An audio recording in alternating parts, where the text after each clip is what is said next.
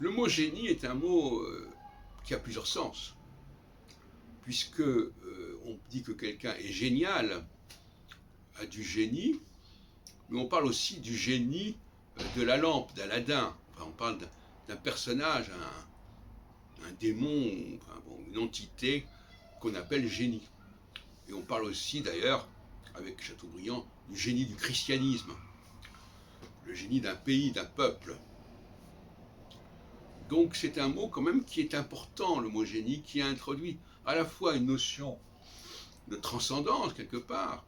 Qu'est-ce que le génie? C'est un sujet que j'ai abordé très jeune, quand j'avais même pas 19 ans, 18 ans, et que j'ai essayé de définir dans mes premiers travaux. Et ces travaux étaient restés plus ou moins dans mes tiroirs jusqu'à ce que je fasse la connexion avec Jupiter, dans sa dialectique avec Saturne.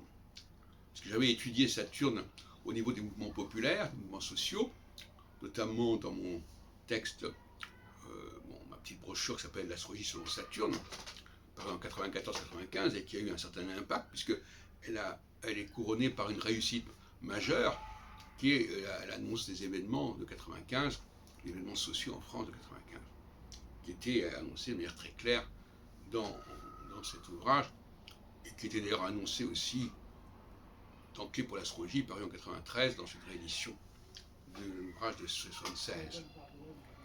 Donc, le génie, c'est ça, mais c'est aussi une sorte d'intervention extérieure. Le génie qui vient, le génie de la lampe d'Aladin, une espèce d'esprit, comme ça, d'ange peut-être même. On pense à l'ange qui s'adresse à Marie à propos de la naissance de son fils, qui sera Jésus, qui s'appellera Jésus par la suite.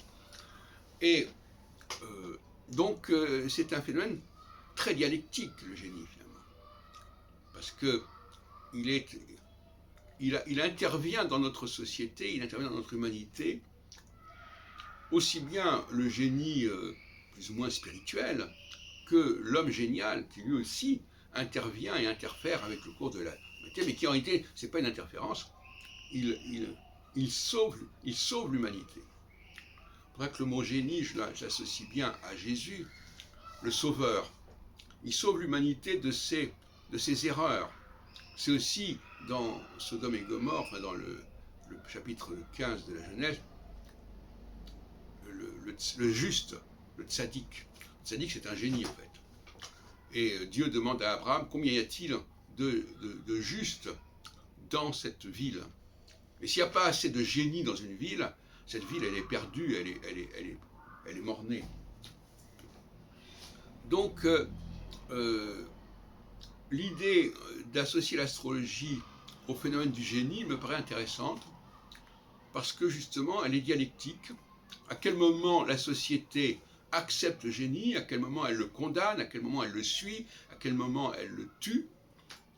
Parce que pour moi, la crucifixion de Jésus, c'est la crucifixion, non pas, c'est la crucifixion du peuple, d'un peuple. Mais quand je dis un peuple, j'entends bien que le génie, le jupitérien n'appartient pas au peuple.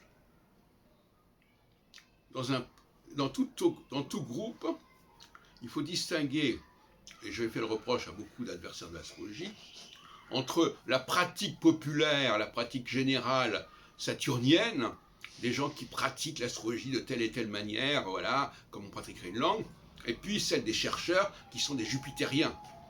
Et souvent, les adversaires de l'astrologie ne s'intéressent qu'à la pratique saturnienne et pas au travail des chercheurs. Alors évidemment, le problème des chercheurs, c'est que ce sont des individus.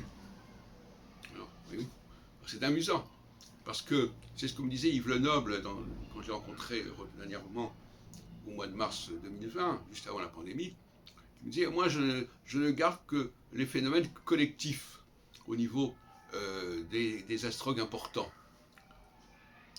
Mais non, justement, la difficulté, c'est de ne pas se contenter d'analyser la sociologie d'un milieu, l'ethnologie d'un milieu, avec les pratiques plus ou moins stéréotypées qui y circulent, mais aussi de faire la part des chercheurs, de l'avant-garde, des pionniers.